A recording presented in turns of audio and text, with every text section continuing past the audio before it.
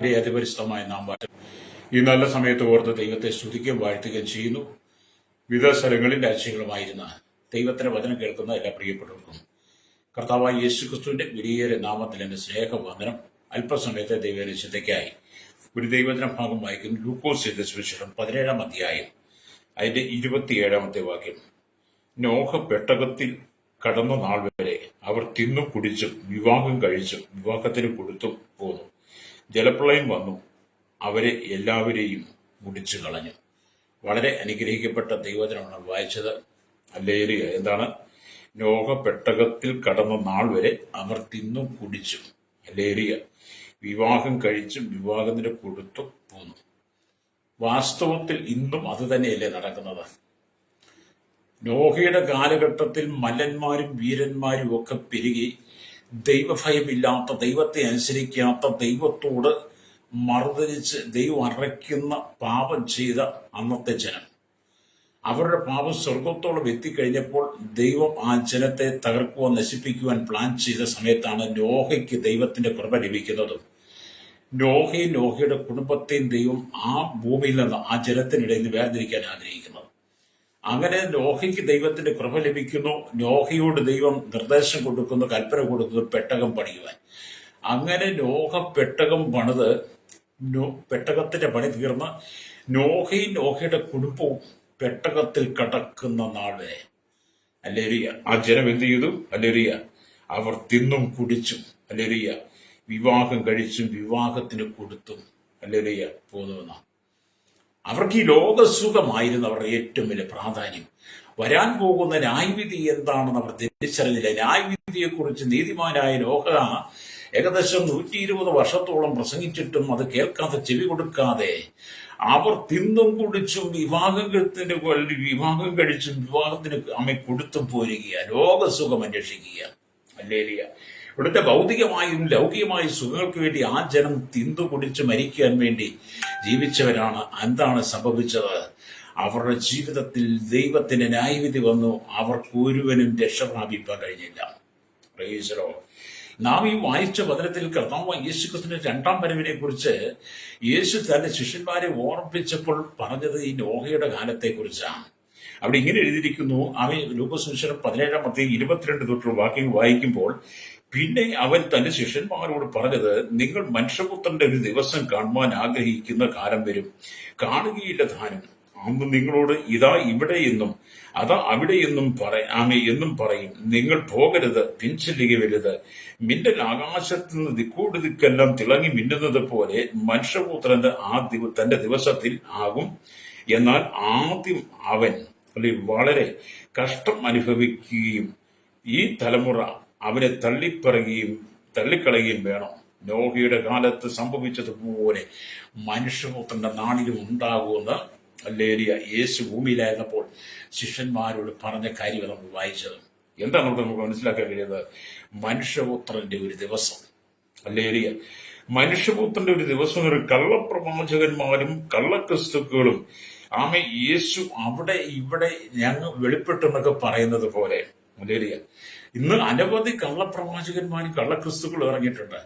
അനവധി കള്ളപ്രവാചകന്മാർ കർത്താവായ യേശുക്രിസ്തു വന്നു പോയിവെന്നും അനവധി നുണപ്രചരണങ്ങൾ നടത്തുകയാണ്. പലരും കർത്താവായ യേശുക്രിസ്തു താനാണെന്ന് പല പേരിൽ പറയുന്നു. നമുക്കറിയാം, നമ്മുടെ തൃശ്ശൂർ ജില്ലയിലും മൂരിയോടെന്ന് പറയുന്ന സ്ഥലത്ത് ഒരു ദൈവമുണ്ടായിരുന്നു, ഹല്ലേലൂയ, മരിക്കയില്ലെന്നൊക്കെയാണ് പറഞ്ഞത്. അവരെക്കുറിച്ച് വിമർശിച്ച് അവരെന്തൊക്കെ പറയുന്നു, എന്തൊക്കെ ചെയ്യുമെന്ന എനിക്ക് പേടിയൊന്നുമില്ല കേട്ടോ. അതുകൊണ്ട് ആ കള്ളക്രിസ്തു ഒക്കെ മരിച്ചുപോയി. ഇന്ന് അവരെ പിന്തുണുന്ന കുറവാണ് ഒരുപാട് ആളുകൾ ഞാനീ താമസിക്കുന്ന ദേശത്തുമുണ്ട്. ഹല്ലേലൂയ. എന്നെ കേൾക്കുന്ന കള്ളക്രിസ്തുക്കൾ ഒരുപാട് ഭൂമിയിൽ പെരുകയും, ഹല്ലേലൂയ, ക്രിസ്തു എന്ന പേരെടുത്ത് പറഞ്ഞ് പലരും ചതിക്കുകയും വഞ്ചിക്കുകയും ചെയ്യുമ്പോൾ കർത്താവ് പറയാൻ, നിങ്ങൾ അതിലെല്ലാം വഞ്ചനയിൽ അകപ്പെട്ടു പോകരുത്. അവരുടെ ഒറ്റ ലക്ഷ്യം അവർക്ക് തിന്നും കുടിച്ചും വിവാഹം കഴിച്ചും വിവാഹത്തിന് കൊടുത്ത് ഈ ലോകത്തിലെ സുഖലോലുപ ജീവിതങ്ങളിൽ നടക്കുവാൻ വേണ്ടി അവർ സ്വയം ദൈവങ്ങളായി മാറുകയാണ്. ഹല്ലേലൂയ. അതുകൊണ്ട് നിങ്ങൾ അത് കേട്ട് പോകരുത് എന്ന് കർത്താവ് മുൻകൂട്ടി പറഞ്ഞിരിക്കുന്നു. പലരും പറഞ്ഞ് വിശ്വസിപ്പാൻ ശ്രമിക്കുന്നത് പോലെ ഒരു നിശ്ചിത ദിവസമല്ല കർത്താവ് വരുന്നത്. അവന്റെ പ്രത്യക്ഷത മിന്നൽ പോലെയായിരിക്കും. പലരും പലതും പറഞ്ഞ് പ്രചരിപ്പിക്കും. ഹല്ലേലൂയ. ക്രിസ്തുവാണെന്നും ക്രിസ്തു സഭയാണെന്നും ഞങ്ങളാണ് ക്രിസ്തു എന്നൊക്കെ പറഞ്ഞ് ക്രിസ്തു വന്നെന്നും പോയെന്നും ഒക്കെ പറഞ്ഞ് പ്രചരിപ്പിക്കുന്ന പല ആ ദുരുപദേശന്മാരും കള്ളക്രിസ്തുക്കളും കള്ള ദൈവങ്ങളും ദൈവപുത്രനാണെന്ന് സ്വയം അവകാശപ്പെടുന്ന സാത്താന്റെ വേഷം ധരിച്ചിരിക്കുന്ന സാത്താൻ താനും വിളിച്ചതിന്റെ വേഷം പറഞ്ഞ പോലെ അനവധി ആളുകൾ നമ്മുടെ ഈ ക്രൈസ്തവ സമൂഹത്തിലുണ്ടെന്നേ. Hallelujah, hallelujah. അപ്പം അങ്ങനെ പലരുണ്ട്. അപ്പൊ അവർ നിങ്ങളെ തകർക്കാൻ ശ്രമിക്കുക. അപ്പൊ അതുകൊണ്ട് കർത്താവ് പറഞ്ഞത് അവര് പറയുന്ന ദിവസത്തിലൊന്നും അല്ല കർത്താവ് വരുന്നത്. ഹല്ലേലൂയ. അവര് പറയുന്ന ദിവസത്തിലല്ല കർത്താവ് വരുന്നത്. നോഹയുടെ കാലത്ത് സംഭവിച്ചതുപോലെ ഹല്ലേലൂയ കർത്താവിന്റെ വരവ് സംഭവിക്കും. നോഹയുടെ കാലഘട്ടത്തിൽ പ്രളയത്തെക്കുറിച്ച് ജനത്തിന് അറിയില്ല. പെട്ടെന്ന് മഴ പെയ്തു. ഹല്ലേലൂയ, സ്തോത്രം. ആകാശത്തിന്റെ കിളിവാതിൽ തുറന്നു, ഭൂമിയുടെ ഉറവുകളും തുറന്നു. മഴ അങ്ങോട്ട് പെയ്യാൻ തുടങ്ങി. 40 രാവും 40 രാത്രി 6 മാസത്തോളം ദൈവം കൊണ്ട് മഴയച്ചു കഴിയുമ്പോൾ ഭൂമിയിലുണ്ടായ സകല ജനങ്ങളും തകർന്നുപോയി. വിവാഹം കഴിച്ച് തിന്നും കുടിച്ച് പോന്ന, വിവാഹത്തിന് കൊടുത്തും പോന്നവർക്കൊന്നും ഈ ഭൂമിയിൽ പിന്നെ തിരിച്ചു പ്രവേശിക്കാൻ കഴിഞ്ഞില്ല. ഇതാ ഇനി സംഭവിക്കാൻ പോകുന്നത്. കർത്താവായ യേശുക്രിസ്തുവിന്റെ വരവ് ഏത് സമയത്തെന്ന് നമുക്കറിയില്ല. മിന്നൽ പോലെ അവന്റെ പ്രത്യക്ഷത. മിന്നൽ വരുന്നത് എവിടെ നമുക്കറിയില്ല. നമ്മൾ ഈ മഴക്കാലമൊക്കെ വരുമ്പോൾ ഈ 28 മിനിറ്റൊക്കെ കാണില്ല. മിന്നൽ എവിടെ നിന്ന് വരുന്നത്, എങ്ങോട്ട് പോയെന്ന് നമുക്ക് അറിയത്തില്ല. അത്ര സ്പീഡിൽ അത്ര ശക്തിയോടെ വരുന്ന പോലെ കർത്താവായ യേശുക്രിസ്തുവിന്റെ മധ്യാകാശ വരവുണ്ടെന്ന്. ഹല്ലേലൂയ.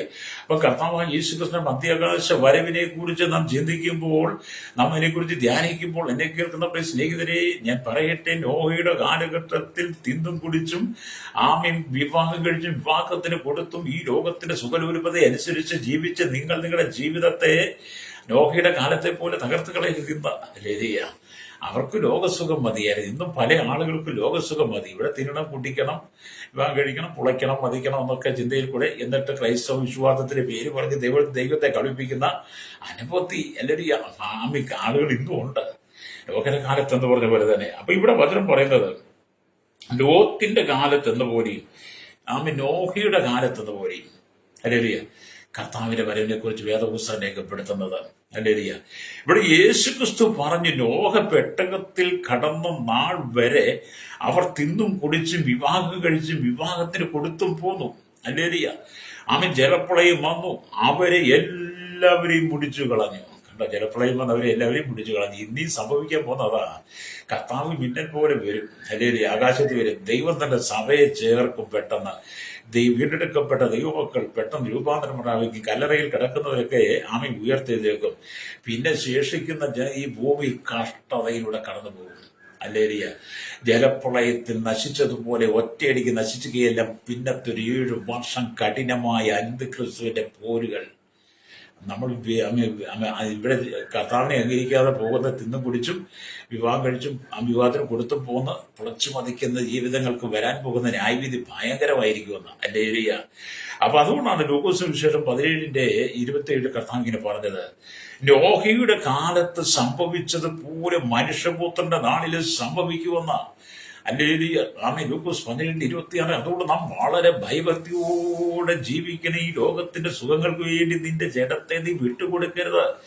ലോകത്തിന്റെ സുഖങ്ങൾക്ക് വേണ്ടി, ലോകത്തിന്റെ സുഖലോലുപതയ്ക്ക് വേണ്ടി, ഇവിടുത്തെ സന്തോഷത്തിന് വേണ്ടി, ഇവിടുത്തെ മോഹങ്ങൾക്ക് വേണ്ടി, ആഗ്രഹങ്ങൾക്ക് വേണ്ടി, ഇച്ഛകൾക്ക് വേണ്ടി നിന്റെ ശരീരത്തെ, നിന്റെ ജീവിതത്തെ നീ തകർത്ത് കളയരുതെന്ന്. ഹല്ലേലൂയ. കർത്താവിന്റെ മധ്യാകാശ വരവ് ഏറ്റവും ആസന്നമായിരിക്കും. ശ്രോതാവേ, കഴിഞ്ഞ ദിവസങ്ങൾ കണ്ടില്ലേ, യുദ്ധങ്ങൾ ലോകത്തിൽ പെരുകിക്കൊണ്ടിരിക്കുന്നു. യുദ്ധങ്ങളും ക്ഷാമങ്ങളും ഭൂകമ്പങ്ങളും സുനാമികളും എന്ന് വേണ്ട എന്തെല്ലാം ലോകത്തിൽ നടക്കുന്നു. ഇതെല്ലാം കാണുമ്പോൾ കർത്താവിന്റെ വരവ് ഏറ്റവും ആസന്നമായി തിരിച്ചറിയണം. ഹല്ലേലൂയ. അതുകൊണ്ട് ഈ ലോകത്തിന്റെ സുഖം തേടി പോകരുത്, ലോകത്തിന്റെ ഇഷ്ടം നേടി പോകരുത്, ഈ ലോകത്തിന്റെ ഇമ്പങ്ങളിൽ നീ കുടുങ്ങിപ്പോകരുത്. ജീവിതത്തിൽ നിനക്ക് ലഭിച്ചിരിക്കുന്ന സമയം ക്രിസ്തുവിൽ ആശ്രയിച്ച് നീ മുന്നോട്ട് ജീവിതം നയിക്കണം. ക്രിസ്തുവില്ലാത്ത ജീവിതം എന്നൊക്കെ പറയുന്നത് ഹല്ലേലൂയ സ്തോത്രം. എന്താ ക്രിസ്തുവില്ലാത്ത ജീവിതം? എന്താ? ഹല്ലേലൂയ പാഴാ. ഹല്ലേലൂയ പാഴ് ജീവിതമാ. യേശു നിന്റെ ജീവിതത്തിൽ ഇല്ലെങ്കിൽ നിന്റെ ജീവിതം വെറും പാഴ് ജീവിതമാ. ഹല്ലേലൂയ. നോഹയുടെ കാലഘട്ടത്തിലെ ജനത്തിന്റെ കാര്യം പറഞ്ഞ പോലെ ഇന്നത്തെ ക്രിസ്തുവില്ലാത്ത ജീവിതത്തിന്റെ ആളുകളൊക്കെ നോഹ എത്ര കാലം സുവിശേഷം പറഞ്ഞു എന്നെ കേൾക്കുന്ന ശ്രോതാവേ, ആ ജനം അംഗീകരിച്ചില്ല. ഈ കാലഘട്ടത്തിൽ ഓർത്ത് ഈ കഴിഞ്ഞ 2025 വർഷമായിട്ട് കർത്താവാൻ യേശു ക്രിസ്തുവിന് ഈ സന്ദേശത്തെക്കുറിച്ച് ലോകവും പാടും വിവിധ സ്ഥലങ്ങളിൽ പ്രസംഗിച്ചുകൊണ്ടിരിക്കുക. കഴിഞ്ഞ 100-ലേറെ വർഷമായിട്ട് ഈ സുവിശേഷ സകല ജനത്തിന്റെ കാതുകളിൽ എത്തിച്ചുകൊണ്ടിരിക്കുമ്പോൾ ഇപ്പോൾ ഒരുപാട് മനുഷ്യദൈവങ്ങൾ ഇരുന്നിട്ടുകൊണ്ടിരിക്കുക എല്ലാ മതങ്ങളിലും. പ്രൈസറോ, ദൈവത്തെ വേണ്ട, കർത്താവിനെ വേണ്ട, അവർക്ക് ഈ ലോകസുഖം മതി. അതുകൊണ്ട് ഇവിടെ നാം വായിക്കുമ്പോൾ നോഹ അലരിയ തൻ്റെ കുടുംബത്തെയും തൻ്റെ ഭാര്യയും മക്കളെയും മരുമക്കളെയും വളരെയധികം സ്നേഹിച്ചിരുന്ന കാലഘട്ടത്തിൽ നോഹ തൻ്റെ ഭാര്യയെ, തൻ്റെ മക്കൾ 3 പേരെ, തൻ്റെ മരുമക്കൾ 3 പേരെയും വളരെ സ്നേഹിച്ചിരുന്നു. അല്ലേറിയ എങ്ങനെയെങ്കിലും അവരെ രക്ഷിക്കണം, ഈ ന്യായവിധിയിൽ നിന്ന്, വരാൻ പോകുന്ന ന്യായവിധി വിപത്തിൽ നിന്ന് ആ ജനത്തിന്റെ ഇടയിൽ നിന്ന് എങ്ങനെയെങ്കിലും തന്റെ ഭാര്യയും മക്കളെയും മരുമക്കളെയും രക്ഷിക്കണമെന്നുള്ള ചിന്ത നോഹയ്ക്കുണ്ടായിരുന്നു. അല്ലേറിയ അദ്ദേഹം അത് വളരെ ശ്രദ്ധയുള്ളവനായിരുന്നു. മാത്രമല്ല അല്ലേറിയ അവിടെ രക്ഷയ്ക്കായിട്ട് ദൈവം പറഞ്ഞൊരു പെട്ടകം തീർത്തു. ഒരു നല്ല മാതൃകാ പിതാവായിരുന്നു. പ്രൈസറോ, നോഹ നല്ലൊരു മാതൃകാ പിതാവായിരുന്നു. ഇന്ന് നോഹയെ പോലെ നല്ലൊരു മാതൃകാ പിതാവ് ഏതെങ്കിലും വിഭാഗത്തിൽ നിങ്ങൾക്ക് കാണിക്കാൻ കഴിയുമോ? ഇന്നത്തെ പിതാക്കന്മാരൊക്കെ എന്തോ അടിച്ച് പൂക്കുറ്റിയായി അടിച്ച് കിട്ടുന്നതെല്ലാം കുടിച്ച് സുബോധം പെട്ട് കുടിച്ച് വെടിവില്ലാതെ അവസാനം എവിടെയും റോട്ടിൽ വാള് വെച്ച് കിടക്കും, ഇല്ലെങ്കിൽ ആരുടെയും 4 പൊട്ടിയിൽ വാങ്ങി എന്നിട്ട് വീട്ടിൽ വന്ന് പ്രശ്നം ഉണ്ടാക്കും. ഇനി ചിലരൊക്കെ അവർ നേരം വെളുക്കുന്നതൊക്കെ അധ്വാനിച്ച് കിട്ടുന്നതൊക്കെ ദൂർത്തടിച്ചിട്ട് ഇന്നത്തെ ആളുകളൊക്കെ ഹോട്ടലിൽ തീറ്റിയാ, വീട്ടിലിരിക്കുന്ന മക്കളും ഭാര്യയും പട്ടിണിയിലാണ്. എന്നാലും അവൻ തിന്നോട്ട്. അവൻ തിന്നിട്ട് എന്താ വീട്ടിൽ കൊണ്ടുവരുന്നത്? മക്കൾക്ക് ആ കടയിൽ കിടക്കുന്ന എന്തെങ്കിലും ഉണക്ക പരിപ്പൂടെയും ഉണക്ക ബോണ്ടായും ഒക്കെ മേടിച്ചുകൊണ്ടിരുന്ന ഒരുപാട് സഹോദരന്മാരെ കണ്ടിട്ടില്ലേ? ചില സഹോദരന്മാരെ കടയിൽ കാണുന്ന ഈ കടലയൊക്കെ കടലപ്പൊതിയൊക്കെ മേടിച്ചുകൊണ്ട് തിന്നുകൊണ്ട് വീട്ടിൽ വന്ന് ഭാര്യയ്ക്കും മക്കൾക്ക് കൊടുക്കും. ഭാര്യയ്ക്കും മക്കൾക്കും അത് മതി. പക്ഷെ അവന്റെ ജീവിതത്തിൽ അവനും അവന്റെ കുടുംബം തകർന്നുകൊണ്ടിരിക്കുക. എന്താ? അവന്റെ ഭാര്യയെക്കുറിച്ച്, അവന്റെ മക്കളെക്കുറിച്ച്, അവന്റെ കൊച്ചുമക്കളെക്കുറിച്ച്, മരുമക്കളെക്കുറിച്ച് അവന് ഒരു ഉത്തരവാദിത്തത്തിൽ അവനെ തിന്നു കുടിച്ചിറങ്ങാൻ നോഹയുടെ കാലത്തെന്ന് പറഞ്ഞില്ല. അവരെ തിന്നും കുടിച്ചും വിവാഹം കഴിച്ചും വിവാഹത്തിന് കൊടുത്തു പോന്ന് പറഞ്ഞവരെ ഇന്നത്തെ തലമുറ എങ്ങനെയാണെന്ന് സഹോദരന്മാർ. പക്ഷെ നോഹ അങ്ങനെയല്ല, നല്ലൊരു പിതാവ്. നോഹയ്ക്കറിയാൻ വരാൻ പോകുന്ന വലിയ വിപത്താണ്. തന്റെ ഭാര്യയും തന്റെ മക്കളെയും 3 പേരെയും മരുമക്കളെയും രക്ഷിക്കണം, അവരെ ഈ പെട്ടകത്തിൽ പ്രവേശിക്കണം, അവർ ന്യായവിധിയിൽ അകപ്പെട്ടു പോകരുത്. നല്ലൊരു മാതൃക പിതാവാ. അല്ലെ ഇന്നത്തെ പിതാക്കന്മാർ ഇന്നുവരെ പരിപ്പൂടെ മേടിച്ചുകൊണ്ട് വീട്ടിലേക്ക് അല്ല ചെയ്തത് നോഹ. അരിപ്പടയും മേടിച്ച് കള്ളും കുപ്പി മേടിച്ചോണ്ടല്ലോ നോഹ വീട്ടിലേക്ക് എന്നത്. നോഹ സുവിശേഷത്തിൽ ഉറച്ചു നിന്ന ആ കാലഘട്ടത്തിൽ. ഇന്നത്തെ കാലഘട്ടത്തിൽ സൗരന്മാരെന്താ കള്ളും കുപ്പി ചുമന്നുണ്ട് വീട്ടിലേക്ക് വരുന്നത്. അല്ലേ ഞാൻ എപ്പോഴും പറയും, ഞങ്ങളുടെ ബീവറേജ് ഉണ്ട്. അല്ലേ എന്ത് പാടുപെട്ടാ. ഞാനിന്നലെ ചാവക്കാട് കടപ്പുറത്ത് പോയപ്പം എല്ലാ ദിവസവും പോകും, അവിടെ പോയി മെസ്സേജ് ഒക്കെ പറയും, പ്രാർത്ഥിക്കുകയൊക്കെ ചെയ്യും. അപ്പൊ ഇന്നലെ ചെന്നപ്പോൾ എന്നൊരു സഹോദരൻ പറയാ, എന്റെ പാസ് അല്പം കള്ള് മേടിക്കണമെങ്കിൽ അല്ലെങ്കിൽ അങ്ങ് തിരിവിൽ വരണം, നിങ്ങളുടെ അടുത്ത് വരണമെന്ന്. ഇവിടുന്ന് ഓട്ടോക്കാരന് 150 രൂപ കൊടുക്കണം, എന്നാലും അവൻ വരുള്ളൂ. അവൻ അവിടെ വന്നു കഴിഞ്ഞാൽ അവിടെ ഒരു 3 ലിറ്റർ വീക്കി കിട്ടും. അതിവിടെ കൊണ്ട വിറ്റാൽ 750 രൂപ കിട്ടും. രണ്ടാമത് വീണ്ടും ഒരു ഓട്ടോ വിളിച്ചാൽ അത് പോയി വീണ്ടും ഒരു 3 കിട്ടും. അതും ഇവിടെ കൊണ്ട് 750 ഇതൊക്കെ കിട്ടിയാലും ഞങ്ങൾക്കൊന്നുമില്ല. എന്താ പറയുക പരിപാടി? തിന്നും കുടിച്ചും വിവാഹം കഴിച്ച് വിവാഹത്തിന് കൊടുത്ത് ഈ ലോകത്തിന്റെ സുഖനൊരുക്കും. ഞാൻ ആ സഹോദരൻ സുഖചേട്ടൻ പറഞ്ഞു കാലങ്ങളായിട്ട് പറയുക, അദ്ദേഹം പറയാം രക്ഷപ്പെടണമെന്നൊക്കെ ആഗ്രഹമുണ്ട്, പക്ഷെ നടക്കുന്നില്ലെന്ന്. പക്ഷെ നോഹ എന്താ ചെയ്തത്? നോഹയുടെ മക്കളെ കുറിച്ചുള്ള ഭാരം, നോഹയുടെ ഭാര്യയെക്കുറിച്ചുള്ള ഭാരം, മരുമക്കളെക്കുറിച്ച് ഉള്ള ഭാരം, അവർ വളരെ സ്നേഹിച്ചു. എന്നും സുവിശേഷം അവരോട് പറയും, ദൈവത്തെക്കുറിച്ച് പറയും, യേശുവിനെ കുറിച്ച് പറയും. മക്കളെയും ഭാര്യയും മരുമക്കളെയും ക്രമത്തിൽ വളർത്തി, ദൈവഭയത്തിൽ വളർത്തി. അതുകൊണ്ടെന്നാൽ പെട്ടകത്തിന്റെ പണി തീർന്നപ്പോൾ ആ നോഹയുടെ കുടുംബത്തിലുണ്ടാകിയ 8 പേരും പെട്ടകത്തിനുള്ളിൽ രക്ഷപ്പെട്ടു. എന്നെ കേൾക്കുന്ന ശ്രോതാവേ, കർത്താവിന്റെ വരവ് ഈ കാലഘട്ടത്തിൽ സംഭവിക്കുമ്പോൾ നീ നിന്റെ കുടുംബവും സ്വർഗരാജ്യത്തിൽ കാണുമോ? നീ നിന്റെ കുടുംബവും ദൈവരാജ്യത്തിൽ കാണുമോ? പെട്ടകത്തിലേക്ക് നോഹയും ഭാര്യയും മക്കളും മരുമക്കളും പ്രവേശിച്ചതുപോലെ കർത്താവ് മിന്നൽ പോലെ വരുമ്പോൾ നീയും നിന്റെ കുടുംബവും സ്വർഗരാജ്യത്തിൽ പ്രവേശിക്കുമോ? ഒരിക്കലും പ്രവേശിക്കത്തില്ല. കാരണം ഇവിടെ നീ തിന്നും കുടിച്ചും മുളച്ചു മതിച്ച് നടക്കുകയാണ്. അല്ലേ നീ മാനസാന്തരപ്പെട്ട് മടങ്ങി വന്ന നരക യാത്രയിൽ നിന്ന് നരകക്കടലിൽ നിന്ന് നിനക്ക് രക്ഷ പ്രാപിക്കാം. അതിനൊറ്റ വഴി സുവിശേഷം മാത്രം. അല്ലേ? അതുകൊണ്ട് നോഹ നല്ലൊരു പിതാവായിരുന്നു, നല്ലൊരു പിതാവ്, മാതൃകയുള്ള പിതാവ്.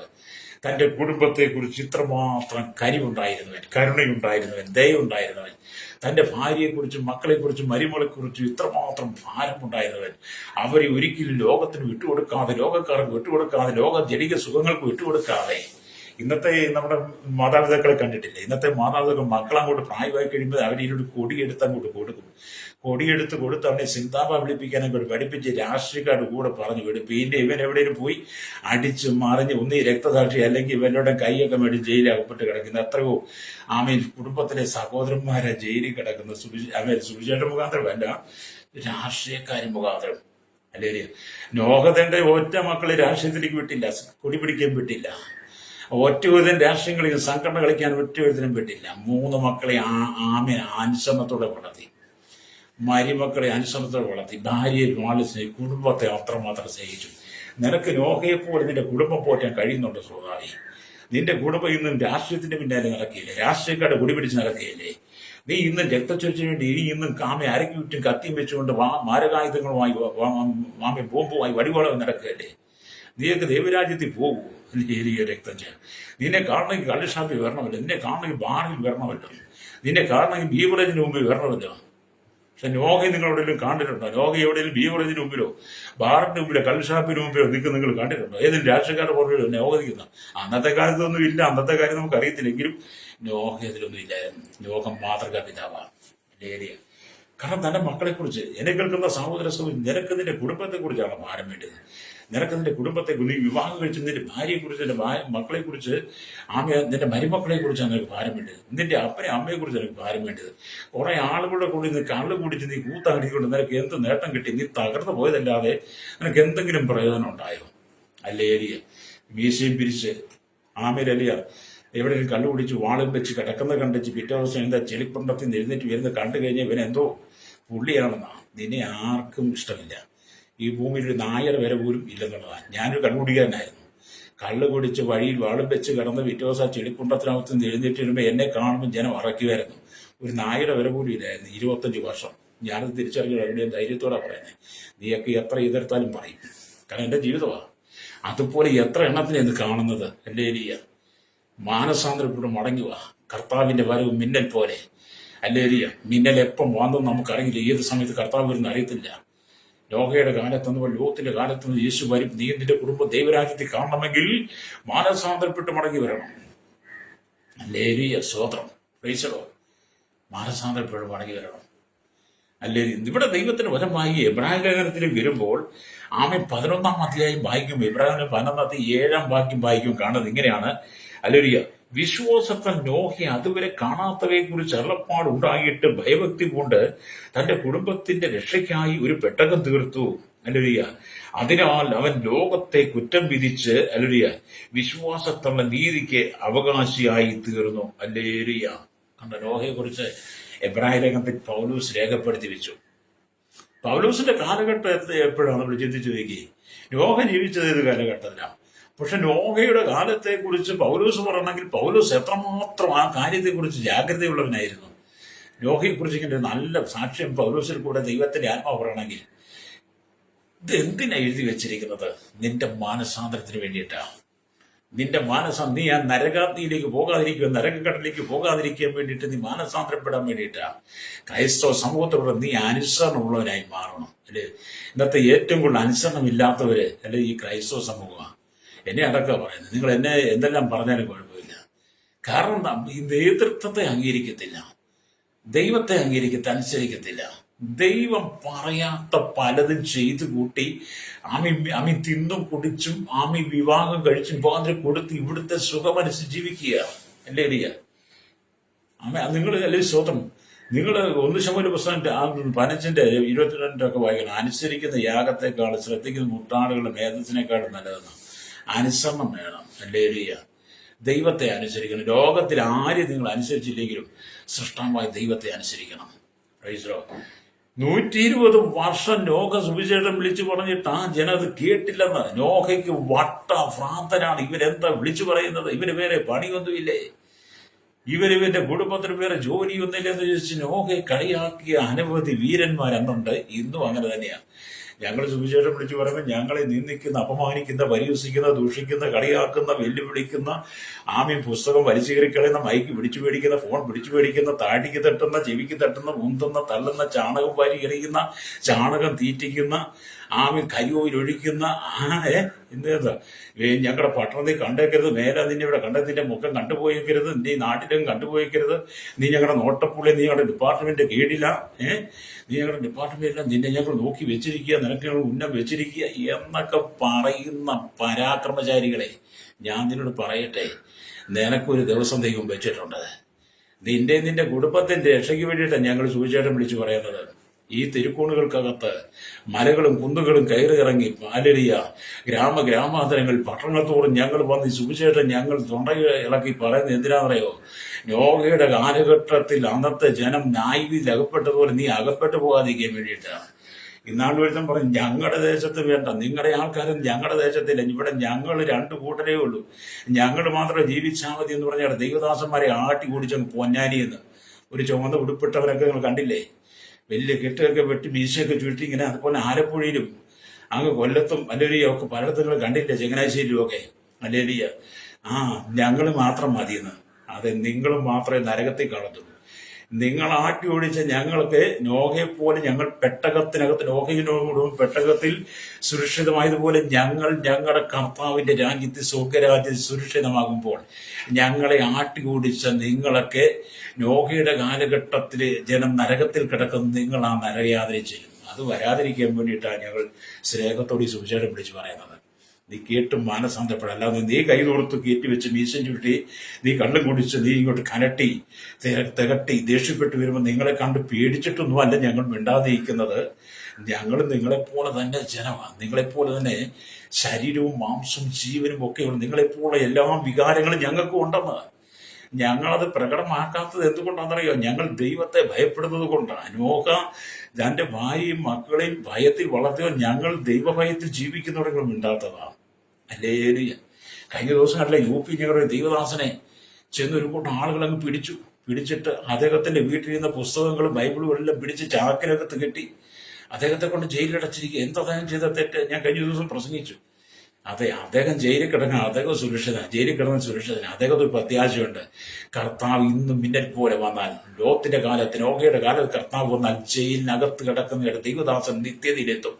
ആ ജയിലിലേക്ക് എത്തിച്ച നീയൊക്കെ ഉണ്ടല്ലോ, ആ ജയിലിലേക്കാണ് ദൈവദാസന്മാരെ പിടിച്ച് അയച്ച ദൈവദാസന്മാർ ജയിലിലടച്ച നിയമാധികാരികൾ, ഭരണാധികാരികൾ, സംസ്ഥാന ഗവൺമെന്റുകൾ, സംസ്ഥാനം ഭരിക്കുന്നവരോട് പറയട്ടെ, അതിന് കാരണക്കാരായ വ്യക്തികളോട് പറയട്ടെ, രാഷ്ട്രീയക്കാരോട്, നീയും നിന്റെ കുടുംബവും നരകത്തിൽ കിടക്കും. ആ ജയിലിൽ കിടക്കുന്ന സുവിശേഷൻ എവിടത്തില്ലോ സ്വർഗത്തിൽ ചെല്ലും. അല്ലേ? ഞങ്ങൾക്ക് താൽക്കാലിക ദുഃഖങ്ങളൊക്കെ ഞങ്ങൾക്കുണ്ട്, പക്ഷെ ഞങ്ങളെ അതിലൊന്നും വിട്ടുകൊടുക്കത്തില്ല ദൈവം. അതുകൊണ്ട് നോഹ നല്ലൊരു പിതാവായിരുന്നു. അല്ലെ? തൻ്റെ ഭാര്യയും മക്കളെയും എങ്ങനെയെങ്കിലും പെട്ടകത്തിലാക്കണം, രക്ഷയ്ക്കുള്ളിലാക്കണം.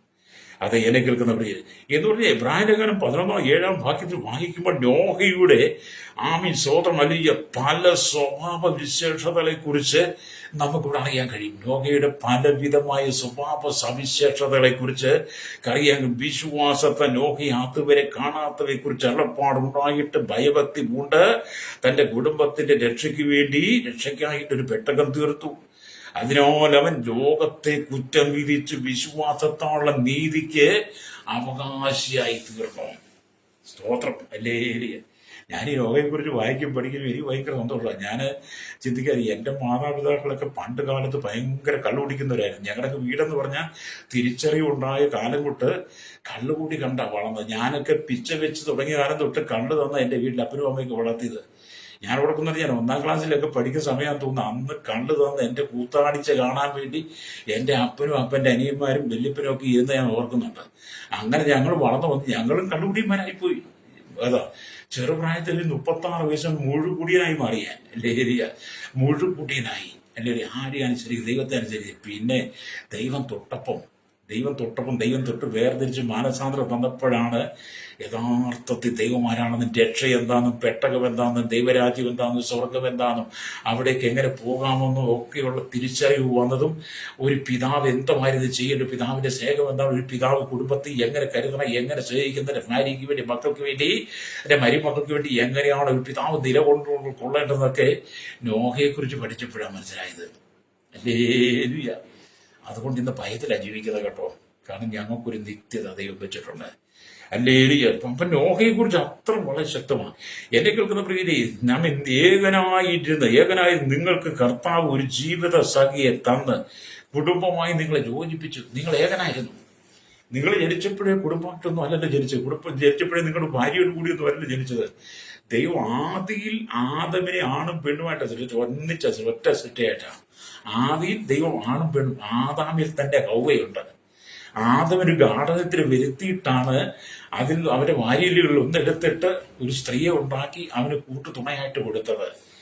അന്നൊറ്റ സൃഷ്ടിയാണ്. പക്ഷെ ഇന്ന് അങ്ങനല്ല. ഇന്ന് പുരുഷൻ വേറെ സ്ത്രീ വേറെയാണ് ജനിക്കുന്നത്. പുരുഷനും സ്ത്രീയും രണ്ടും രണ്ട് ജനനമാണ്. അങ്ങനെ ഏകനായിരുന്ന സഹോദര സഹോദരി, നിന്റെ ജീവിതത്തിലേക്ക് സമയമായപ്പോൾ നിനക്ക് തക്കതായ തുണയെ, സഹോദരി നിനക്ക് തക്കത് തുണയെ, സഹോദരൻ നിനക്ക് തക്കത് തുണയെ ദൈവത്താൽ കൂട്ടി യോജിപ്പിച്ച് തന്ന് നീ ഒരു കുടുംബമായി മാറുമ്പോൾ നീ നോഹയെ പോലെ നിന്റെ കുടുംബത്തിന് വേണ്ടിയിട്ട്, അങ്ങനെ നീ കുടുംബമായി മാറുന്നു. നിനക്ക് മക്കൾ ജനിക്കുന്നു, മരുമക്കൾ വളരുന്നവർക്ക് നിനക്ക് മരുമക്കൾ വരുന്നു, പിന്നെ കൊച്ചുമക്കൾ വരുമ്പോൾ നീ നോഹയെ പോലെ നല്ലൊരു പിതാവായിരിക്കണം. അല്ലാതെ നീ കള്ളഷാപ്പെ കൂട്ടുകാരെ വിളിച്ച് വീട്ടിൽ കൊണ്ടുവന്ന് മദ്യ കൂറ്റി കൊടുക്കുന്ന അതിന്റെ ചീഞ്ഞ സ്വഭാവമുണ്ടല്ലോ. ഹല്ലേലൂയ, സ്തോത്രം. ഞങ്ങൾ ചെറുപ്രായത്തിൽ ഒരിക്കൽ എൻ്റെ ഒരു കൂട്ടുകാരൻ എന്നെ വിളിച്ചിട്ട് വേണം വീട്ടിലേക്ക് പോകാൻ. ഞാൻ പറഞ്ഞു പോകാം.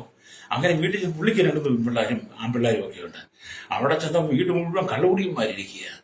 ഞാനന്ന് സുബോധമൊക്കെ ഇല്ലെങ്കിലും ഞാൻ പറഞ്ഞു, എൻ്റെ സഹോദരൻ ഇനി വീട്ടിൽ വെച്ച് കള്ളു കൊടുക്കണം, വല്ല കാലായാലും കൊണ്ട് വെച്ച് കൊടുക്കുക. നിങ്ങളുടെ വീട്ടിൽ നിങ്ങളുടെ ഭാര്യയ്ക്കും മക്കൾക്ക് ജീവിക്കാൻ പറ്റത്തില്ല.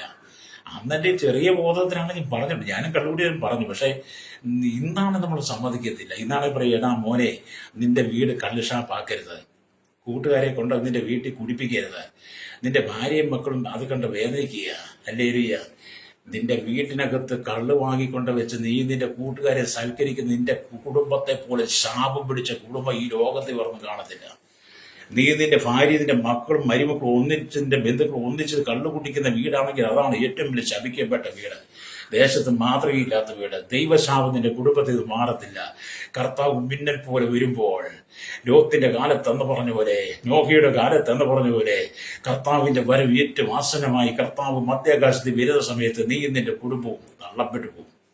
വേദവസം പഠിക്കേ, അല്ലെങ്കിൽ വേദവസം വായിച്ച് പഠിച്ച് മനസ്സിലാകും. ഞാനൊക്കെ വളരെ ഭയത്തിലാണ് കർത്താവിനെ കണ്ടുമുട്ടിയ നാളെ തൊട്ട് വളരെ ഭയത്തോടെ. കർത്താവ് എന്നും പറയും, കർത്താവ് മറഞ്ഞു കിടക്കുന്ന പാപങ്ങളോ രഹസ്യ പാപങ്ങളോ സ്വമേധയായി ചെയ്തു പരസ്യമായിട്ട് എന്തെങ്കിലും ഓർമ്മയിൽ വരാതിരിപ്പുണ്ടെങ്കിൽ കർത്താവ് എല്ലാം പൊറുക്കണമെന്ന് പറയും.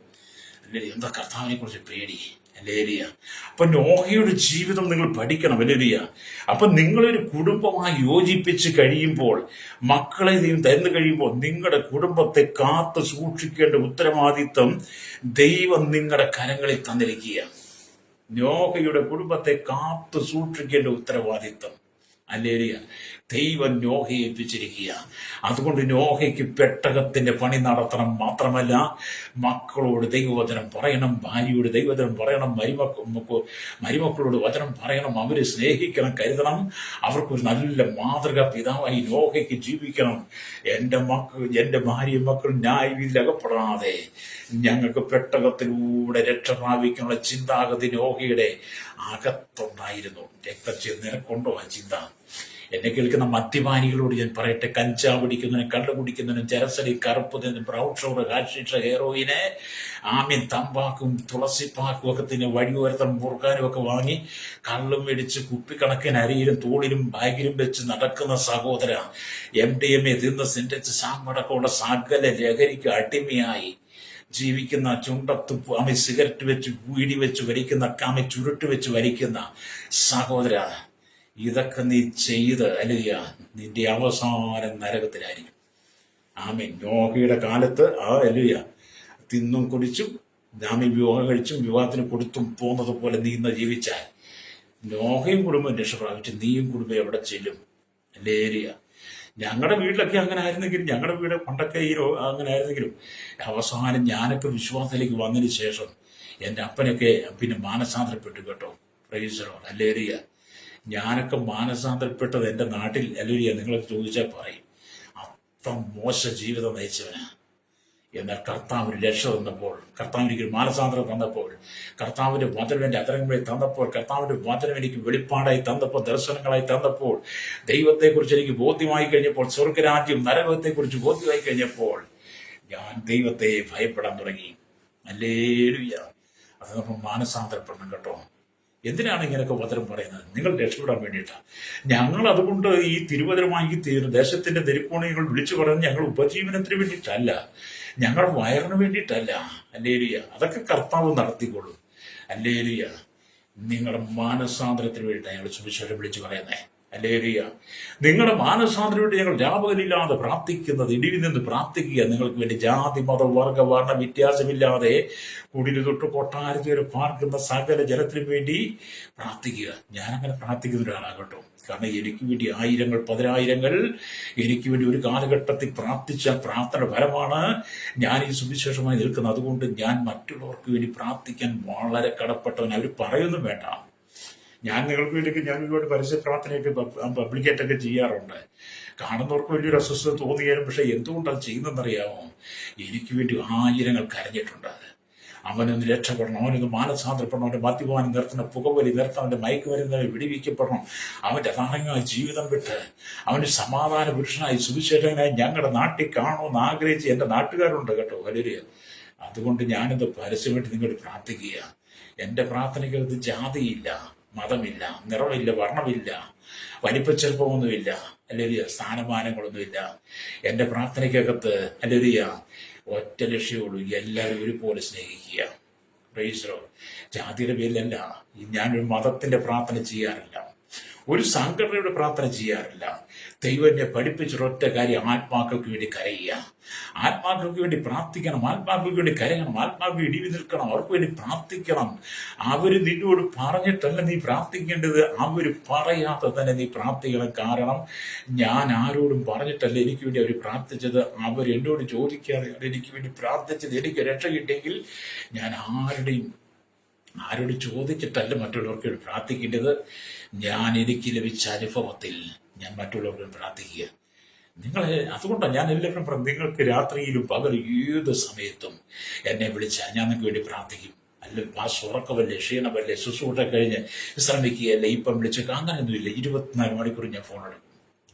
പ്രാർത്ഥനയ്ക്ക് വേണ്ടിയിട്ട് ആർക്കും ഏത് സമയത്തും. കാരണം നിങ്ങൾ രക്ഷ പ്രാപിക്കണം. എന്നെ കേൾക്കുന്ന മാതാവേ, പിതാവേ, എത്ര കാലമായി നിന്റെ കുടുംബത്തിൽ സമാധാനം ഉണ്ടായിട്ട്? കുടുംബ പ്രാർത്ഥനയുണ്ടോ? കുടുംബത്തിനകത്ത് വചനം വായനയുണ്ടോ? കുടുംബത്തിൽ ദൈവത്തെ സ്തുതിക്കുന്നുണ്ടോ? എൻ്റെ കുടുംബത്തിനകത്ത് എന്നും മദ്യത്തിന്റെ അലിയ മണമല്ലേ? എൻ്റെ കുടുംബത്തിനകത്ത് നിന്ന് സിഗരറ്റിന്റെ കഞ്ചാവിന്റെ മണമല്ലേ? എൻ്റെ കുടുംബത്തിന്റെ നിന്റെ വീടിന്റെ മുറ്റത്തുനിന്ന് മുറുക്കി തുപ്പിയതിന്റെ പാടുകളല്ലേ? നിന്റെ വീട് മുറ്റം മുഴുവൻ നോക്കി വീടിയുടെ കുറ്റിയല്ലേ കിടക്കുന്നത്? സിഗരറ്റിന്റെ കുറ്റിയല്ലേ നീ വീട് മുറ്റം മുഴുവൻ നോക്കി കിടക്കുന്നത്? നിന്റെ വീടിന്റെ മുറ്റവും നിന്റെ വീടിനകം നരകത്തിന് തുല്യമല്ലേ? നിന്റെ അരമാരിക്കകത്ത്, അതിന്റെ ഫ്രിഡ്ജിനകത്ത് ബ്രാൻഡി കുപ്പിയിലിരിക്കുന്നത് നരകത്തിൻ മോനെ ഇതൊന്നും കാണത്തില്ല. ഹല്ലേലൂയ. നീ മാനസാന്തരപ്പെട്ട് മടങ്ങി വന്ന നിനക്ക് ദൈവരാജ്യത്തെത്താം. നോഹ നല്ലൊരു പിതാവാ. കണ്ടോ, തന്റെ മക്കള് 3 പേരെ അനുസരണത്തിൽ വളർത്തുകയാണ്. മരുമക്കളും 3 ഭാര്യയും. നോഹ പറയുന്നത് അവർക്ക് സന്ധ്യാപ്രാർത്ഥന ഉണ്ടായിരിക്കാം, കുടുംബ പ്രാർത്ഥന ഉണ്ടായിരിക്കാം, ദൈവവചനം ഉണ്ടായിരിക്കാം. അന്ന് ദൈവവചനം എഴുതപ്പെട്ടിട്ടില്ലെങ്കിലും വാമൊഴിയായിട്ട് നോഹ തന്റെ മക്കൾക്ക് ഇത് പറഞ്ഞു കൊടുത്തു. ദൈവത്തെക്കുറിച്ച്, സൃഷ്ടാവായി ദൈവത്തെക്കുറിച്ച് പറഞ്ഞ്. അതുകൊണ്ട് ഈ കാലഘട്ടത്തിൽ കള്ളപ്രവാചകന്മാരും കള്ളക്രിസ്തുക്കളും പേരെടുത്തവരും അത് ക്രിസ്തു അവിടെ ഇവിടെ ഞങ്ങളാണെന്നൊക്കെ പറഞ്ഞ് നിന്നെ വഞ്ചിച്ച് നിന്നെ പാപത്തിലേക്ക് നരകത്തിലേക്ക് തറയിടാതെ നമ്മുടെ കർത്താവ് യേശു ക്രിസ്തു മിന്നൽ പോലെ വരുമെന്ന് പലരും പലരും ഞങ്ങളെ ക്രിസ്തു ഒന്നും ഞങ്ങളെ ദൈവം എന്നൊക്കെ പറഞ്ഞു നടക്കുന്ന അനവധി പാഷാണത്തി ക്രിമികളുണ്ട്. ഹല്ലേലൂയ.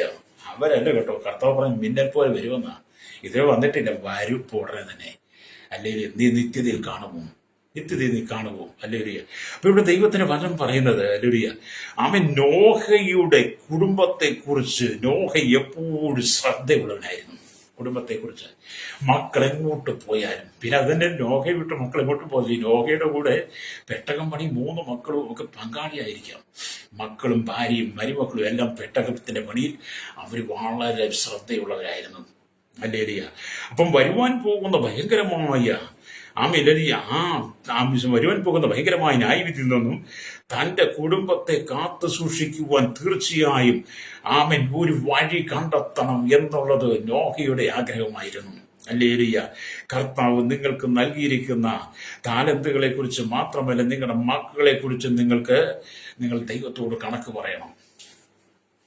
നിങ്ങളുടെ മക്കളെ കുറിച്ചും നിങ്ങൾ ദൈവത്തോട് കണക്ക് പറയണം. നിങ്ങൾക്ക് തന്നിരിക്കുന്ന കൃപകളെ കുറിച്ച് മാത്രമല്ല, നിന്റെ മക്കളെ കുറിച്ച് നീ ദൈവത്തോട് കണക്ക് പറയണം.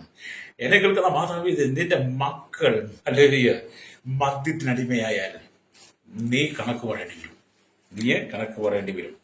നിന്നോട് ദൈവം കണക്ക് ചോദിക്കും. പ്രൈസ് ദി ലോർഡ് എന്ന് പറഞ്ഞാൽ ഇവിടെ ഒരു വചനം ഞാൻ വായിക്കാം. ഹല്ലേലൂയ.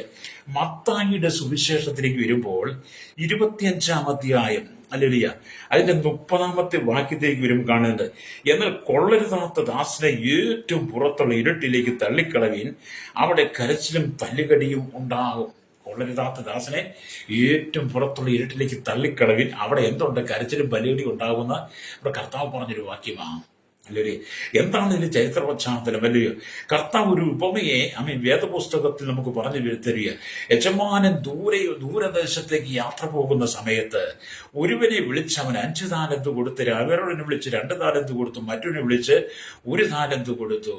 താലന്ത് കിട്ടിയവരെല്ലാം താങ്കൾക്ക് ലഭിച്ചതുപോലെ വ്യാപാരം ചെയ്ത് 5 കിട്ടിയവൻ 5 നേടി, 2 കിട്ടിയവൻ 2 നേടി, 1 കിട്ടിയവൻ എന്ത് ചെയ്തു? അല്ലരിയ 1 താലന്ത് ലഭിച്ചവൻ അല്ലയ്യ ആ നിലത്ത് കൊണ്ട് മറച്ചു വെച്ച് കുഴിച്ചിട്ടു. 5 യജമാനം വന്നപ്പോൾ 5 കിട്ടിയവൻ 5 കൊണ്ട് കൊടുത്തു, 10ആയി. നല്ലവനും വിശ്വസ്തനുമായ ദാസനെ എന്നുള്ള വിളി കേട്ടേ, നീ അല്പത്തിൽ അധികത്തിന് വിചാരകം, നീ അവനെ അനുഗ്രഹിച്ചു. അല്ലെങ്കിൽ 2 കെട്ടിയവനെ ദൈവം അനുഗ്രഹിച്ചു. അപ്പൊ നിലത്ത് കുഴിച്ചു മൂടിയവൻ വന്നു, അല്ലെങ്കിൽ പുറത്തുള്ള നീ തന്നു, നീ കഠിന മനുഷ്യനാ എന്നൊക്കെ പറഞ്ഞപ്പോൾ യേശു എന്ത് ചെയ്തു? അവനെ പുറത്തുള്ള ഇരുട്ടിലേക്ക് തള്ളിക്കളവെന്ന് പറഞ്ഞു. ഹല്ലേലൂയ, സ്തോത്രം എന്ന് പറഞ്ഞ അവൻ പറഞ്ഞത്, ഹല്ലേലൂയ, 1 താലന്ത് അല്ലെങ്കിൽ 1 താലന്ത് ലഭിച്ചവനും അടുക്കൽ വന്ന്, യജമാനനെ നീ വിതയ്ക്കാത്തരുന്ന് കൊയ്യുകയും വിതനാത്തരുന്ന് ചേർക്കുകയും ചെയ്യുന്ന കഠിന മനുഷ്യനെന്ന് ഞാൻ അറിയുന്നു. ഭയപ്പെട്ട് ചെന്ന് നിന്റെ താലന്ത് നിലത്ത് മറച്ചു വെച്ച് നിന്റേത് ഇതാ എടുത്തുകൊള്ളുക എന്ന് പറഞ്ഞ് അതിന് യജമാനൻ പറഞ്ഞത്, ദുഷ്ടനും മടിയനുമായ ദാസനെ ഞാൻ വിതയ്ക്കാത്തിടത്തുനിന്ന് ഹല്ലേലൂയ നിന്ന് കൊയ്യുകയും വിതറാത്തരുന്ന് ചേർക്കുകയും ചെയ്യുന്ന നീ അറിയുന്നല്ലോ. ഹല്ലേലൂയ. കർത്താവ് പറയാ, മത്തായിയുടെ സുവിശേഷം 25-ാം അധ്യായം, ഹല്ലേലൂയ, നിങ്ങൾ വായിച്ചാൽ കാണാൻ കഴിയും. 25-ാം അധ്യായം അതിന്റെ 14 തൊട്ട് വാക്യങ്ങൾ വായിച്ചാൽ ഈ താലന്തിന്റെ ഉപമ കാണാൻ കഴിയും. ഞാൻ പറഞ്ഞതാണ്, ഈ താലന്തുകളെ കുറിച്ചൊക്കെ കർത്താവ് കണക്ക് ചോദിച്ചില്ലേ? 5 കൊടുത്തവന് കണക്ക് ചോദിച്ചില്ലേ? 2 കൊടുത്തവന് കണക്ക് ചോദിച്ചില്ലേ? 1 കൊടുത്തവനെ വിളിച്ചു വരുത്തിയില്ലേ? അങ്ങനെയാണെങ്കിൽ എന്നെ കേൾക്കുന്ന നമ്മുടെ സ്നേഹിത, കർത്താവ് നിനക്ക് താലന്തുകൾക്ക് മാത്രമല്ല, ദൈവം നിനക്ക് തന്ന ഭാര്യയെക്കുറിച്ചും, ദൈവം നിനക്ക് തന്ന ഭർത്താവിനെ കുറിച്ചും, ദൈവം നിനക്ക് മക്കളെ കുറിച്ചും കർത്താവ് കണക്ക് ചോദിക്കും. നീ കാരണം നിന്റെ ഭാര്യ നശിച്ചെങ്കിൽ, നിന്റെ ഭാര്യ പോകാൻ നിന്റെ ഭർത്താവ് നശിച്ചെങ്കിൽ, നീ വാങ്ങുന്ന മക്കൾ നശിച്ചെങ്കിൽ, അവൻ മദ്യപാനിയായെങ്കിൽ, അവൻ രാഷ്ട്രീയക്കാരനായെങ്കിൽ, അവനെ നീ രാഷ്ട്രീയത്തിൽ തള്ളി വിട്ടെങ്കിൽ, രക്തം പറഞ്ഞു വിട്ട് ദൈവം നിന്നോട് കണക്ക് ചോദിക്കുന്ന നാളിൽ എന്നെ കേൾക്കുന്ന സഹോദര, ദൈവാത്മാവ് പറയുകയാണ്, എന്നാൽ കൊള്ളരുതാത്ത ദാസനെ ആ ഏറ്റവും പുറത്തുള്ള ഇരുട്ടിലേക്ക് തള്ളിക്കളവിൻ എന്ന് പറഞ്ഞവരെ, നിനക്ക് വേണ്ടി ദൈവം ഒരിക്കലും ഏറ്റവും പുറത്തുള്ള ഇരുട്ട എന്ന് പറയുന്ന നരകമാണ്. നിന്നെക്കുറിച്ച്, നിന്റെ മക്കളെ കുറിച്ച് ദൈവം കണക്ക് ചോദിക്കും. നിന്റെ നോഹ മക്കളെ വളർത്തിയതുപോലെ വളർത്താം. നോഹ ഭാര്യയെ നോക്കിയതുപോലെ, മരുമക്കളെ നോക്കിയതുപോലെ, അവരെ ശുശ്രൂഷിച്ച പോലെ നീ വളർത്തിയില്ലെങ്കിൽ ദൈവം നിന്നോട് കണക്ക് ചോദിക്കും. ഹല്ലേലൂയ. ഇവിടെ നീ തിന്നും കുടിച്ചും, ഹല്ലേലൂയ, വിവാഹം കഴിച്ചും വിവാഹത്തിന് കൊടുത്തും പോകുന്ന പുളച്ച് മതിച്ച് ബാശാനി പശുക്കളെ പോലെ ആരെ കുറിച്ചും ഭയമില്ല, ആരെയും പേടിയില്ലാതെ തന്റെ ഇഷ്ടപ്രകാരം ജീവിക്കുന്ന എന്നെ കേൾക്കുന്ന സഹോദര, ദൈവത്തിന്റെ വചനം പറയുക, നിന്നെ പുറത്തുള്ള ഇരുട്ടിലേക്ക് തള്ളിക്കളയും. ഹല്ലേലൂയ. പുറത്തുള്ള ഇരുട്ടിലേക്ക് നിന്നെ തള്ളിക്കളയും. നിന്റെ ജീവിതത്തിനകത്ത് ദൈവം നിന്റെ ഏകാന്തതയെ മാറ്റുവാൻ നിനക്ക് ഭാര്യയെ തന്നു, ഭർത്താവ് നിനക്ക് സൗകര്യ ഭർത്താവിനെ തന്നു, നിനക്ക് മക്കളെ തന്നു. അവരെ നീ എങ്ങനെ വളർത്തി? അവരെ നീ എങ്ങനെ പരിപാലിച്ചു? ഇന്ന് അവരെവിടെയാണ്? ന്യായം വിധിക്കുന്ന ഒരു കർത്താവുണ്ട്. ഹല്ലേലൂയ. പറയുമ്പോൾ നിങ്ങൾ വളരെ ഭയത്തോടെ വേണം കേട്ടോ, സ്വാതന്ത്ര്യം. അപ്പൊ ഇവിടെ ദൈവത്തിന്റെ വചനം പറയുകയാണ്, കർത്താവ് ചിലർക്ക് 5 മക്കളെ നൽകിയിരിക്കുക, ചിലർക്ക് 2 പേരെ നൽകിയിരിക്കാം, ചിലർക്ക് 1 ആയിരിക്കാം, ചിലർക്ക് മക്കളില്ലാതിരിക്കാം. ഹല്ലേലൂയ. അപ്പൊ 5 മക്കളെ നൽകിയവൻ 2 മക്കളെ കിട്ടിയവന് ഹല്ലേലൂയ. അവർക്കെല്ലാം നല്ല സമയം വിവാഹപ്രായമായി കഴിയുമ്പം ഹല്ലേലൂയ അവർക്ക് നല്ല സഖികളെ വീട്ടാൻ കൊടുക്കാൻ 5 അമ്മയല്ല വീട്ടിൽ 5 താലന്ത് ഹല്ലേലൂയ. നിങ്ങളുടെ മക്കൾക്ക് നല്ല ജീവിത പങ്കാളിയെ തെരഞ്ഞെടുത്ത് കണ്ടുപിടിച്ച് നിങ്ങൾ കൊടുക്കണം. Praise the Lord. ഹല്ലേലൂയ. 5 മക്കളെ നൽകിയിരിക്കുക. ആ മക്കൾക്ക് കല്യാണമായി വരുമ്പോൾ അവർക്ക് ലഭിച്ച ജീവിത സഖികളെ നിങ്ങൾ പ്രയോജനപ്പെടുത്തണം. നോഹയുടെ മക്കൾക്ക് ലഭിച്ച 3 മരുമക്കളെ നോഹ പ്രയോജനപ്പെടുത്തി ദൈവരാജ്യത്തിന് വേണ്ടി. 3 മരുമക്കളും പെട്ടകത്തിൽ സുരക്ഷിതമായി മാറി. അവർക്ക് നിത്യതയിൽ അവൻ ഇടം പിടിച്ചു കൊടുത്തു. എന്താ നോഹ എന്ന് പറഞ്ഞ നല്ല മാതൃകാ പിതാവ്. Praise the Lord. നിന്റെ എന്നെ കേൾക്കുന്ന സഹോദര സൗരി, നിന്റെ മരുമക്കളെ കുറിച്ച് നിനക്ക് ബോധമുണ്ടോ? അവർക്ക് നീ ദൈവരാജ്യത്തെക്കുറിച്ച് പറഞ്ഞു കൊടുത്ത് അവരെ ദൈവരാജ്യത്തിലേക്ക് നീ ചേർത്ത് പിടിച്ചിട്ടുണ്ടോ? അതോ ഇന്നും നീ അമ്മായിമ്മ പോലും എടുത്തോണ്ടിരിക്കുകയാണോ? മരുമോളെ നീ എന്നിട്ട് ചോദിക്കാൻ, മരുമക്കൾ അമ്മായിമ്മയെ അനുസരിക്കുന്നുണ്ടോ? നോഹയുടെ മരുമക്കളും അമ്മായിമ്മയെ അനുസരിച്ചു. ഹല്ലേലൂയ. ഇന്നത്തെ കാലഘട്ടം നിന്റെയൊക്കെ ജീവിതം എന്താ? ദൈവന്യായം വിധിക്കും സഹോദര സഹോദരി. ഹല്ലേലൂയ. അതുകൊണ്ട് കർത്താവ് ചിലർ ഹല്ലേലൂയ ആമീൻ കർത്താവ് നിങ്ങളെ ഏൽപ്പിച്ചിരിക്കുന്ന ശുശ്രൂഷകൾ കൃത്യമായി ചെയ്യണം. പുരോഹിതന്മാർ വലിയ വലിയ ദൈവാലയങ്ങളെ പണിതുയർത്തുന്നു, അതിൽ ഏസി വെക്കുന്നു. ആമീൻ അവർക്ക് ഇഷ്ടം പോലെ തിന്നു കുടിക്കുവാൻ ഉള്ളതെല്ലാം അതിനകത്ത് ഉണ്ടാക്കുന്നു, സുഖലോലുപ ജീവിതം നയിക്കുന്നു. ഹല്ലേലൂയ. അങ്ങനെയൊക്കെ ചെയ്തിട്ട് നീ തകർന്നു പോകരുത്. പുരോഹിതന്മാർ ഇന്ന് വലിയ മണിമഞ്ചം പണത് കിടക്കുക, തിന്നു കുടിക്കാൻ വീഞ്ഞുകളും ഒക്കെ ഉണ്ട് അവർക്ക്. ഹല്ലേലൂയ. അവർ നല്ല സുഖലോലുപ ജീവിക്കുക. ഹല്ലേലൂയ. തന്റെ മുമ്പിൽ നിൽക്കുന്ന വിശ്വാസികൾ എങ്ങനെ ജീവിക്കുന്നു അവർക്ക് ഒരു ഉത്തരവാദിത്തമില്ല. പുരോഹിതന്മാർക്ക് അവർ കള്ളുകുടിച്ചോ, വീടി വലിച്ചോ, വെള്ളി പിടിച്ചോ, തോന്നിവാസം ചെയ്തോ, ഹല്ലേലൂയ തുറന്നടപ്പാചരിച്ചോ, രാഷ്ട്രീയം കളിച്ചോ ഒന്നും പുരോഹിതന്മാർക്ക് അറിയേണ്ടതല്ല. അവർക്ക് ഞായറാഴ്ചയ്ക്ക് വന്നാൽ മതി. അല്ലേലും ദൈവം നിന്നെയും ന്യായം വിധിക്കും. ദൈവം നിന്നെ ന്യായം വിധിക്കും. നോഹ നല്ലൊരു മാതൃകാ പിതാവ് മാത്രമല്ല, നല്ലൊരു പുരോഹിതനാ. മക്കളെ അച്ചടക്കത്തിൽ വളർത്തുക. അതുകൊണ്ട് പുരോഹിതന്മാരോട് ഞാൻ പറയട്ടെ, നീ പള്ളിമേടയിൽ അല്ലിയ ആമി പാരിഷ് പാർസനേജില് നീ സുഖലോലുപ ജീവിതം നയിച്ച് നിന്റെ വിശ്വാസികളെ കുറിച്ച് നീ അറിയാതെ പോയെങ്കിൽ അവർ പാപത്തിൽ വീണാൽ അതിന് കണക്ക് ചോദിക്കുമ്പോൾ പുരോഹിതന്മാരോട് ഞാൻ പറയട്ടെ, ദൈവം നിന്നെ ന്യായം വിധിക്കും. പുറത്തുള്ള ഇരുട്ടിലേക്ക് തള്ളിക്കളയാതിരിക്കണമെങ്കിൽ നിന്റെ വിശ്വാസികളെ കുറിച്ച് നിനക്ക് ഭാരം ഉണ്ടായിരിക്കണം. അവരെങ്ങനെ ജീവിക്കുന്നു, അവരെങ്ങനെ പോകുന്നതിനെ കുറിച്ച് ബോധ്യം ഉണ്ടായിരിക്കണം. ഹല്ലേലൂയ. അതുകൊണ്ടാണ് വചനം പറയുന്നത്, ആമീൻ സ്തോത്രം. പൗലോസ് പറയുക, അവനെ ഞങ്ങൾ അറിയിക്കുന്നതിൽ ഏത് മനുഷ്യനെയും ക്രിസ്തുവിൽ തികഞ്ഞവനായി നിർത്തേണ്ടതിന് ഏത് മനുഷ്യനെയും പ്രബോധിപ്പിക്കുകയും ഏത് മനുഷ്യരോടും സകല ജ്ഞാനത്തോടും കൂടെ ഉപദേശിക്കുകയും ചെയ്യുന്നു എന്ന് പൗലോസ് ലേഖനം 1:20 പറയുക. അതാ പൗലോസ് ശക്തനായ സുവിശേഷകൻ, ശക്തനായ ഒരു ഇടയൻ. ഹല്ലേലൂയ. എന്താ അവനെ അറിയിക്കുന്ന, ക്രിസ്തുവിനെ അറിയിക്കുന്നതിൽ ഏത് മനുഷ്യനെ ക്രിസ്തുവിനെ തികഞ്ഞവനായി നിർത്തുവാൻ, ഏത് മനുഷ്യനെ പ്രബോധിപ്പിക്കുവാൻ ഹല്ലേലൂയ പൗലോസ് വളരെ കഠിനപ്രദം ചെയ്തു. ഞാൻ വായിച്ച പത്രത്തിലേക്ക് വരട്ടെ. ഹല്ലേലൂയ. ആമീൻ വായിച്ച പത്രം എന്താണ്? ലൂക്കോസ് സുവിശേഷമാണല്ലോ. ആമീൻ ഹല്ലേലൂയ സ്തോത്രം. എന്താണ്? ഹല്ലേലൂയ സ്തോത്രം. നോഹ ഹല്ലേലൂയ പെട്ടകത്തിൽ കടന്ന നാൾ മുതൽ ആമീൻ നാൾ വരെ അവർ തിന്നും കുടിച്ചും വിവാഹം കഴിച്ചും വിവാഹത്തിന് കൊടുത്തു പോന്നു. ഹല്ലേലൂയ. ജലപ്രളയം വന്നു, അവരെ എല്ലാവരെയും മൂടിക്കളഞ്ഞു. അതെ, നിന്റെ കുടുംബം നശിച്ചു പോകരുത്. നിന്നെക്കുറിച്ച്, നിന്റെ കുടുംബത്തെക്കുറിച്ച് ദൈവത്തിന് പദ്ധതിയുണ്ട്.